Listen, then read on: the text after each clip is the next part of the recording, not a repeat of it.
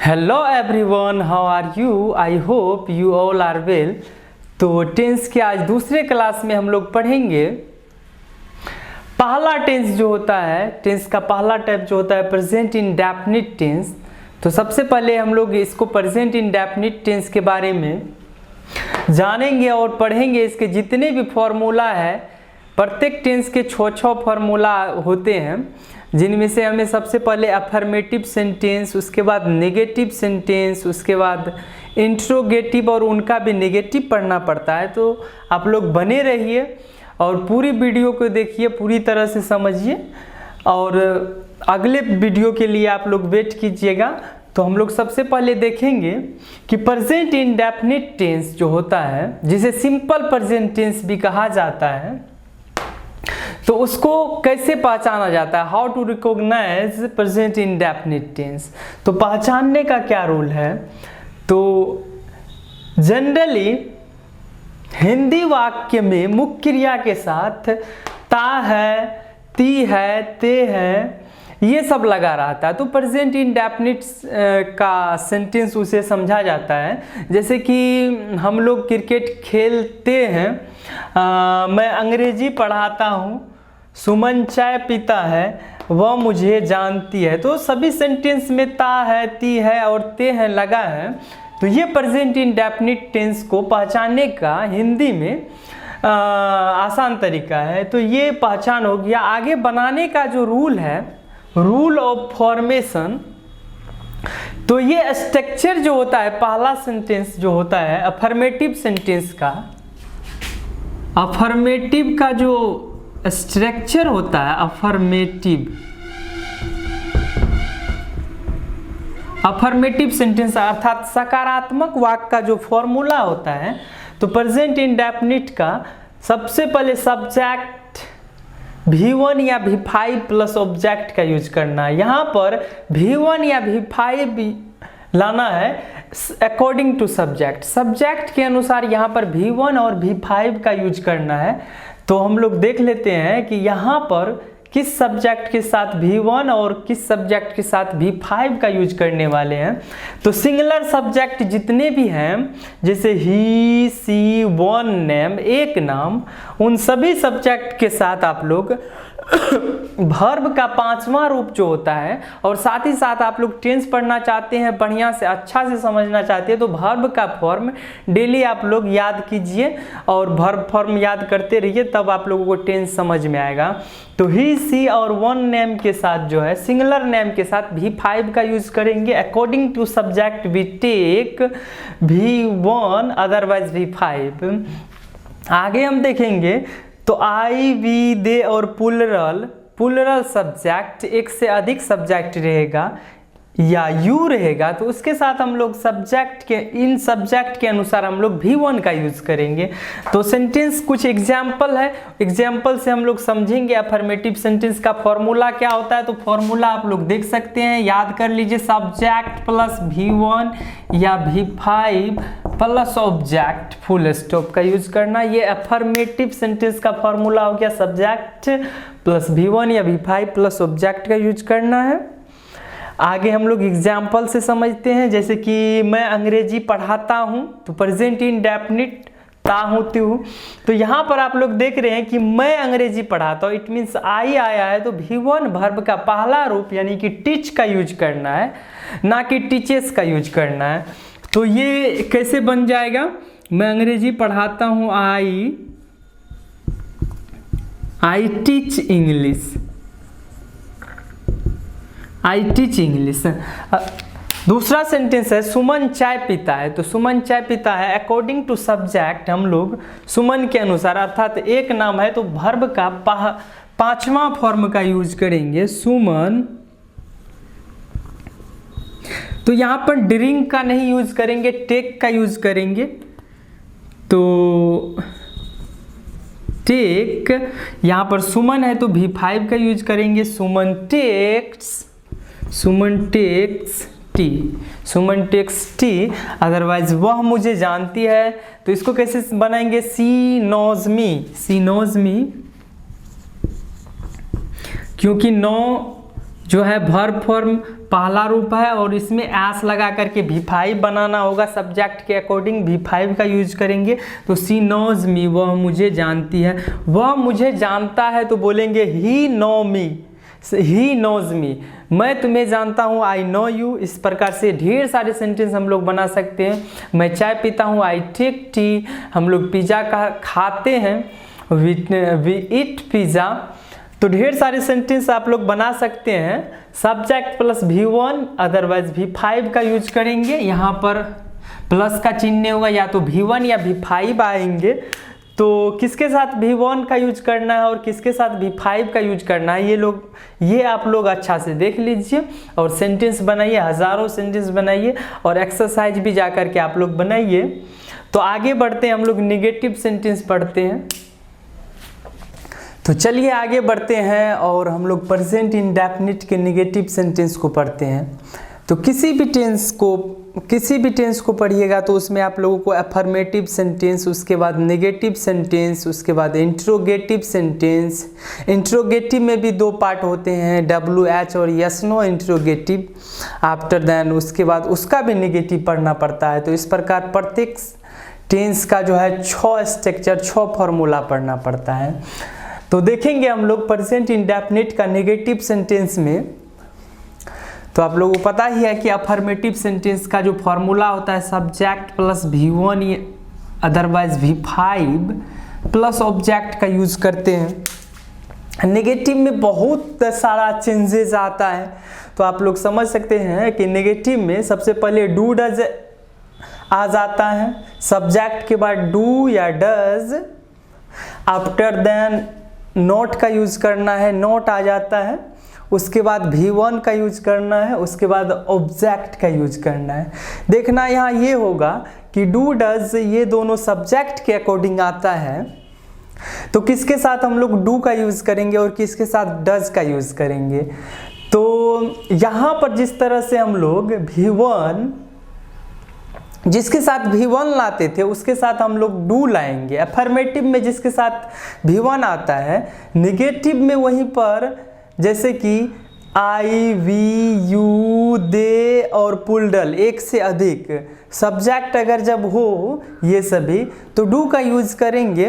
Otherwise हम लोग जिसके साथ V5 लाते थे अफर्मेटिव सेंटेंस में, जैसे ही, सी, इट और वन नेम, तो यहाँ पर नेगेटिव में उन सब्जेक्ट के साथ डज का यूज करेंगे। तो यहाँ पर आप लोग समझ सकते हैं कि according to subject we take do और डज।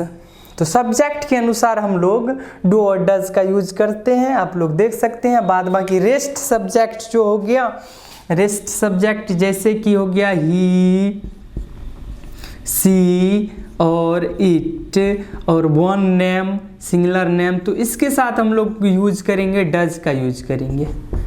आफ्टर ऑल आप लोग देख सकते हैं मिला जुला करके पूरे के पूरे स्ट्रक्चर बदल जाता है। निगेटिव सेंटेंस में तो नोट आता ही आता है, लेकिन एक्सुअली वर्ब के रूप में एक्स्ट्रा डू डज का यूज यहाँ पर करते हैं हम लोग प्रयोग। और V1 V5 का खेल खत्म हो करके ये ओनली V1 का यूज करना होना होता है। चाहे सब्जेक्ट कोई भी हो, यहाँ पर वर्ब का पहला रूप लाना होगा। तो अगर आप लोग पूरा टेंस अच्छा से पढ़ना चाहते हो तो टेंस का चार्ट तो वर्ब फॉर्म याद करना पड़ेगा। तो आप लोग वर्ब फॉर्म डेली के डेली याद करते रहें। तो चलिए देखते हैं एक बार फिर से नेगेटिव स्ट्रक्चर क्या है। सब्जेक्ट प्लस डू या डज, डू डज के बाद आप लोगों को नॉट का यूज करना है, फिर V1 प्लस ऑब्जेक्ट का यूज कर लेना है। चाहे तो आप लोग डजंट भी बोल सकते हैं, और डू नॉट का कॉम्बिनेशन डोंट होता है, और डज नॉट का कॉम्बिनेशन जो होता है डजंट होता है। तो चलिए सेंटेंस हम लोग करते हैं, जैसे कि मैं क्रिकेट नहीं खेलता हूँ, तो इसको सेंटेंस कैसे करेंगे। जस्ट आई, अब आई है सब्जेक्ट में तो डू या डज लेंगे, जाहिर सी बात है इसके साथ डू का यूज होगा। तो क्या हो जाएगा, आई डू, निगेटिव है not, I do not, V1 का ही यूज करना है, very simple. I do not play cricket, I do not play cricket हम लोग बना सकते हैं। आगे वह मुझे प्यार नहीं करती है। तो इसको कैसे आप लोग बनाएंगे? तो करती है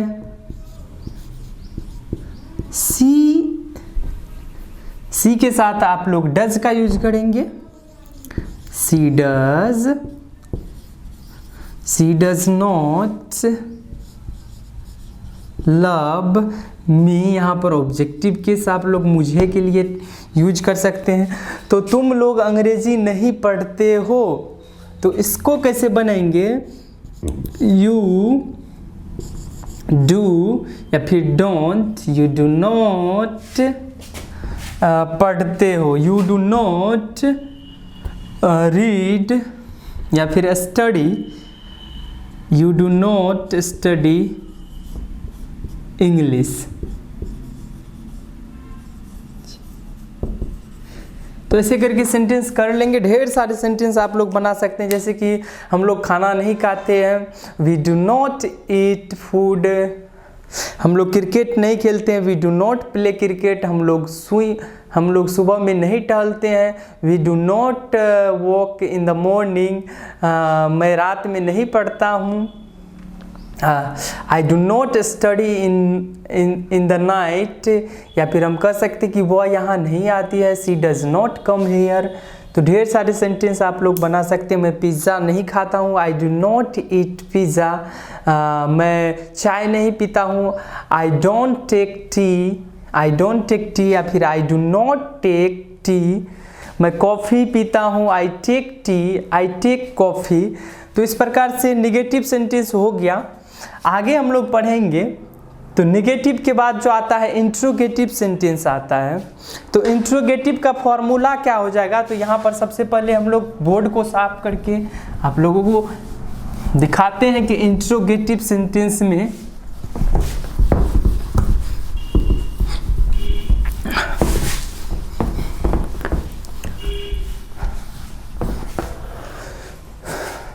तो आप देख सकते हैं कि इंट्रोगेटिव सेंटेंस भी हम लोगों को दो टाइप से पढ़ना पड़ता है।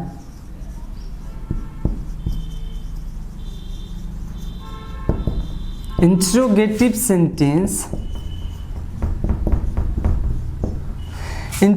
सेंटेंस भी टू टाइप्स से पढ़ना पड़ता है। एक पहला जो होता है yes no interrogative, yes no interrogative sentence, और दूसरा जो होता है WH इंट्रोगेटिव सेंटेंस। ये आप लोगों को शायद पता हो, WH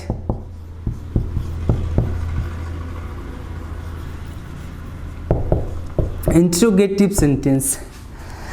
तो इंट्रोगेटिव सेंटेंस कोई भी टेंस पढ़िएगा आप लोग या कोई भी सेंटेंस पढ़िएगा तो उसमें इंट्रोगेटिव सेंटेंस पढ़ना पड़ेगा, उसका दो पार्ट पढ़ना पड़ेगा आप लोगों को। तो पहला होगा यस नो इंट्रोगेटिव सेंटेंस, जिसे हिंदी में हाँ ना वाला प्रश्नवाचक वाक्य कहा जाता है, और WH इंट्रोगेटिव जिसमें WH वर्ड आता है, जैसे कि क्यों, कब, कैसे, ये सब आता है, WH वर्ड आता है, या प्रश्नवाचक शब्द जिसे कहा जाता है। तो सबसे पहले हम लोग देखेंगे यस नो इंट्रोगेटिव सेंटेंस। तो यस नो इंट्रोगेटिव में प्रेजेंट इंडेफिनिट का जो फॉर्मूला हो जाता है यानी स्ट्रक्चर हो जाता है,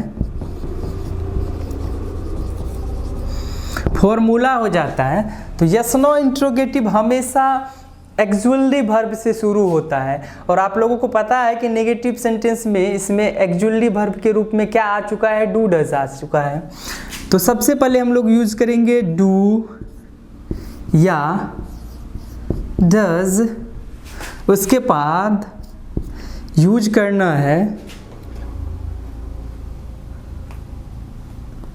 सब्जेक्ट आफ्टर देन V1, उसके बाद ऑब्जेक्ट, और इंट्रोगेटिव है तो यहाँ पर आप लोग प्रश्नवाचक का चिन्ह दे सकते हैं। डिटेल में समझने के लिए यस नो इंट्रोगेटिव अगले लेक्चर में हम दे देंगे कि इंट्रोगेटिव सेंटेंस क्या होता है और ये कितने प्रकार के होते हैं, यस नो इंट्रोगेटिव क्या होता है और WH इंट्रोगेटिव क्या होता है, तो इसको हम आगे बता देंगे।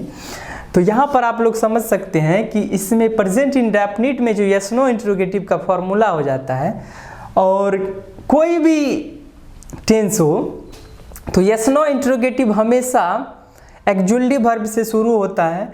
तो यहाँ पर आप लोग देख सकते हैं actually verb do does plus subject plus V1 यहाँ पर V1 का ही यूज करना है, प्लस ऑब्जेक्ट इंट्रोगेटिव साइन लगा देना है। और ये जो होता है यस नो इंट्रोगेटिव हमेशा शुरू में प्रायः क्या से शुरू होता है, वाक्य के शुरू में प्रायः क्या लगा होता है। जैसे कि एग्जाम्पल से आप लोग समझ सकते हैं, क्या राम अंग्रेजी पढ़ता है, पढ़ाता है। क्या राम अंग्रेजी पढ़ाता है, और प्रश्नवाचक चिन्ह लगा देना है। तो यहाँ पर जो आप देख रहे हैं क्या से शुरू हो रहा है सेंटेंस, तो इसे यस नो इंट्रोगेटिव सेंटेंस कहेंगे। और इसे हम लोग बनाएंगे according to subject we take do और डज। तो यहाँ पर हम लोग लेंगे राम के अनुसार डज का यूज करना होगा, तो होगा डज राम, डज राम। अब V1 का यूज करना होगा, सब्जेक्ट के जस्ट वर्ड V1 आता है, तो यहाँ पर डज राम टीच इंग्लिश। बस सिंपल सा है यस नो इंट्रोगेटिव की हिंदी वाक्य के शुरू में प्रायः क्या लगा होता है, और ये इंग्लिश का जो स्ट्रक्चर होता है ये एक्जुअली वर्ब से आता है, शुरू होता है। तो प्रेजेंट इंडेफिनिट में तो एक्जुअली वर्ब डू डज आता है, after then subject plus V1 plus object प्रश्नवाचक चिन्ह लगाना है। तो इसका आप और एग्जाम्पल समझ सकते हैं, जैसे कि क्या तुम यहाँ आती हो,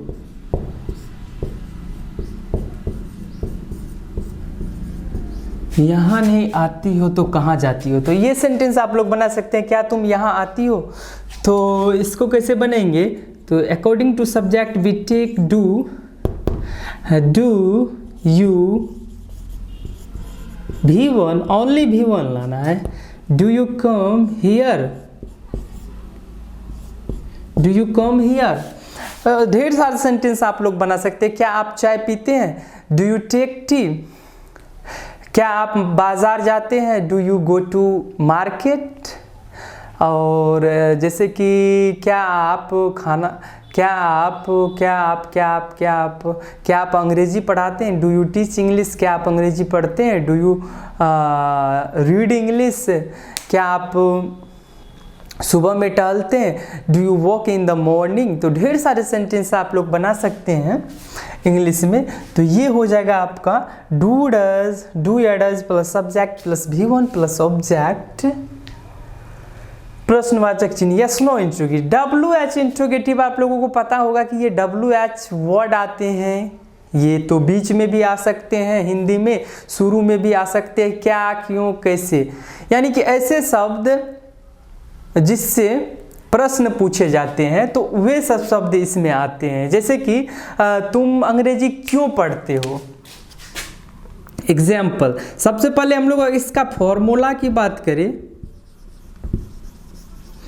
फॉर्मूला, तो आप लोगों को पता होगा कि इसमें WH वर्ड का यूज करते हैं। तो WH वर्ड यानी कि सबसे पहले हम लोग यूज करेंगे WH वर्ड हम शॉर्ट में लिख देते हैं, WH लिख देते हैं ओनली फॉर।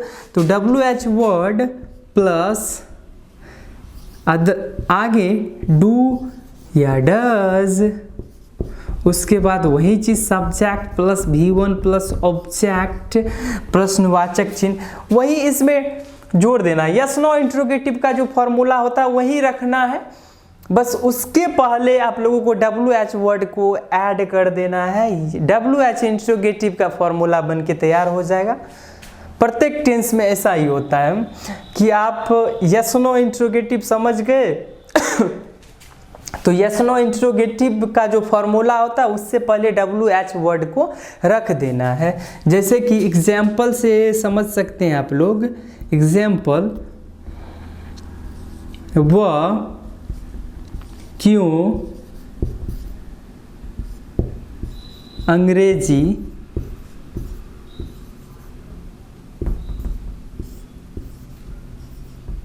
पढ़ाता है।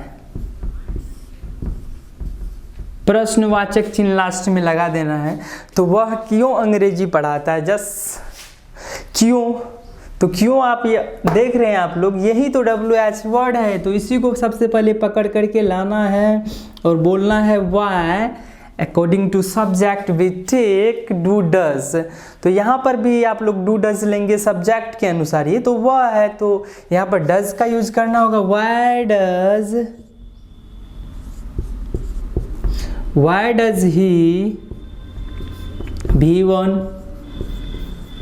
पढ़ा रहा, तो why does he teach English।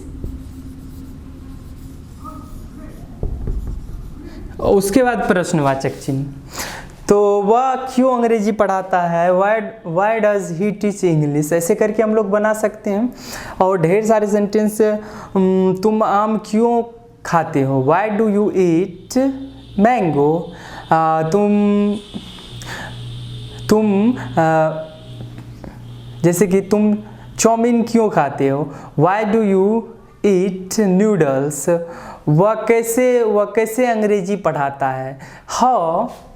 how does he teach English, वह क्यों यहाँ आता है, why does he come here। तो इस प्रकार से ढेर सारे आप लोग सेंटेंस बना सकते हैं। तो आगे हम लोग देखते हैं, इसका भी निगेटिव पढ़ना पड़ता है हम लोगों को। तो यस नो इंट्रोगेटिव का निगेटिव जो बनाना है आप लोगों को, जस्ट यहाँ पर यूज करना है सब डू डज प्लस सब्जेक्ट, इसके बाद नोट का यूज करना है, बाद बाकी V1 plus object same to same रहेगा। जैसे कि क्या राम अंग्रेजी नहीं पढ़ाता है, तो बोलेंगे does Ram not teach English. तो नेगेटिव में यहाँ पर भी आप लोगों को सब्जेक्ट के बाद नोट का यूज कर लेना है। और यहाँ पर भी आप लोगों को WH इंट्रोगेटिव का निगेटिव बनाना हो तो थोड़ा सा हेडिंग चेंज करना है, WH निगेटिव इंट्रोगेटिव सेंटेंस, और फॉर्मूला में थोड़ा सा चेंज करने की ज़रूरी है, सब्जेक्ट के बाद नोट लाने की ज़रूरी है।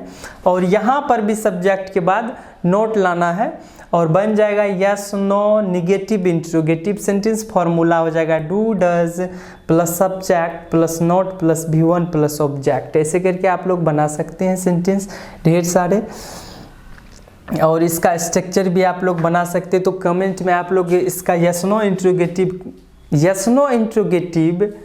का निगेटिव फॉर्मूला, यानी कि यस नो निगेटिव इंट्रोगेटिव का फॉर्मूला लिख करके, और WH इंट्रोगेटिव का WH निगेटिव इंट्रोगेटिव सेंटेंस का फॉर्मूला लिख करके आप लोग कमेंट करना है क्या होता है।